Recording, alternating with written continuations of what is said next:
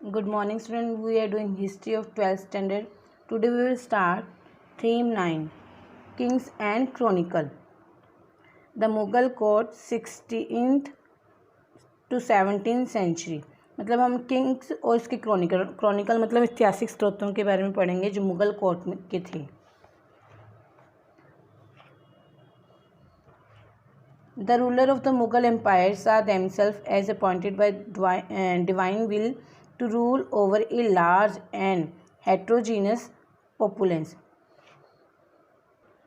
कहते जो मुगल एम्पायर के रूलर थे, शासक थे, वो अपने आप को डिवाइन विल के द्वारा नियुक्त किए माने जाते हैं. मतलब अपने आप को मानते थे कि भगवान के द्वारा ही लोगों पर नियुक्त किए गए हैं.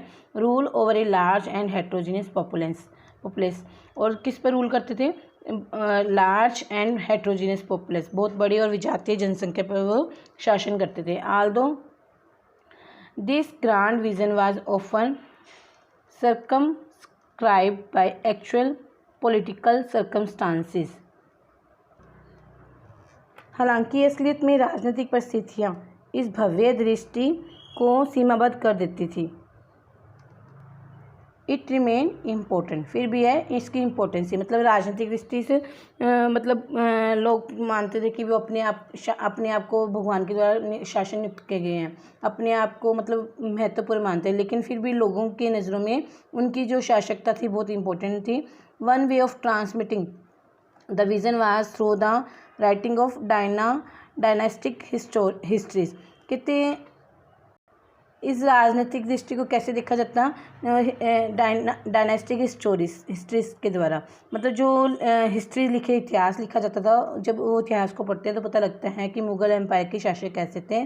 The Mughal king commission court historians to write accounts. अब मुगल जो किंग थे, उन्होंने जो उनके दरबार में हिस्टोरियन इतिहासकार रहते थे, उनको लिखने के लिए काम दिया जाता. मतलब जो उनके राज्य में कोई घटना घटती तो वो उन्हें लिखने के लिए बोला जाता. These accounts recorded the events of the empress time.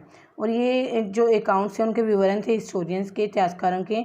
उनमें क्या रिकॉर्ड किया गया? एम्प्रेस के टाइम का, मतलब कौन सा राजा किस समय पर नियुक्त हुआ. In addition their writers collect vast amount of information from the region of the subcontinent to help the ruler govern their domain.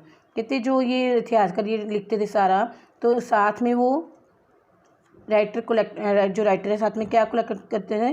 Vast amount of information, बहुत ज़्यादा इन्फॉर्मेशन कलेक्ट करते हैं. जहाँ पर वो रहते थे वहाँ के आसपास की सारी जानकारी वो इकट्ठा करते हैं, जिससे कि राजा को, रूलर को अपने शासन डोमेन मतलब अपने शासन में शासन करना आसान हो जाता था. Modern historian writing in the English have term this genre of text chronicle. मतलब मॉडर्न हिस्टोरियन जो ये लिखते थे इंग्लिश में, इसको क्या बोलते हैं? क्रॉनिकल, मतलब ऐतिहासिक स्रोत. एज ए प्रेजेंट एक continuous chronological record of event. और लगातार वो ऐसे ही ऐतिहासिक स्रोत लिखे जाने लगे.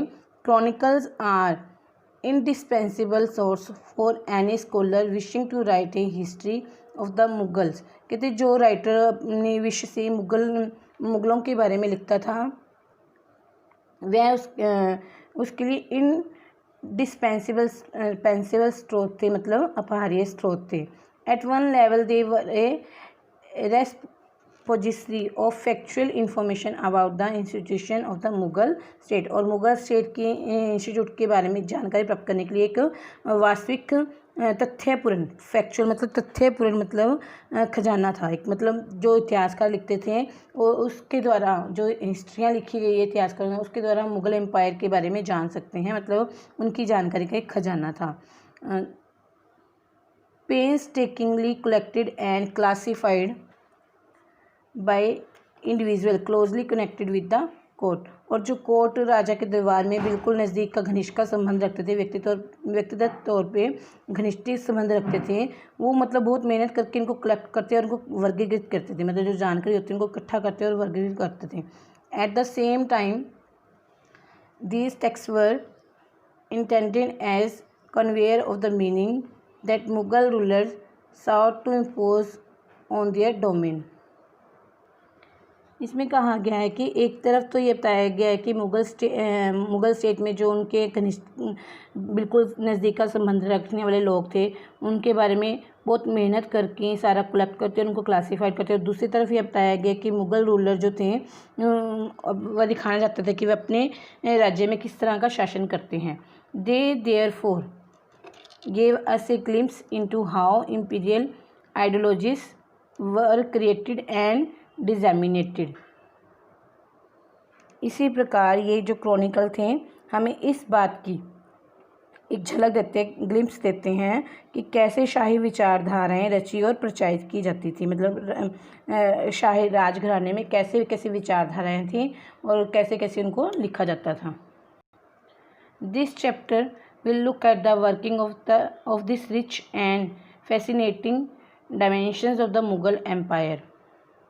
इस तरह यह पाठ मुग़ल साम्राज्य के इस समृद्ध और लुभावने आयाम की कार्यप्रणाली पर प्रकाश डालें। मतलब कि इस पाठ में हम यह देखेंगे कि मुग़ल एम्पायर का कैसे शासन था, कैसे वहाँ पे मुग़ल राजा थे वो कैसे शासन करते थे लोगों पर और किस तरह से उनका प्रबंध चलता था। मतलब यहाँ सारे जो chronicle kings and chronicle the Mughal court 16 and 17 century, हम मुग़ल कोर्ट के 16 और 17 सेंचुरी के किंग्स राजाओं के बारे में और उनके ऐतिहासिक स्रोतों के बारे में पढ़ेंगे। Okay, it's enough for today. Have a nice day.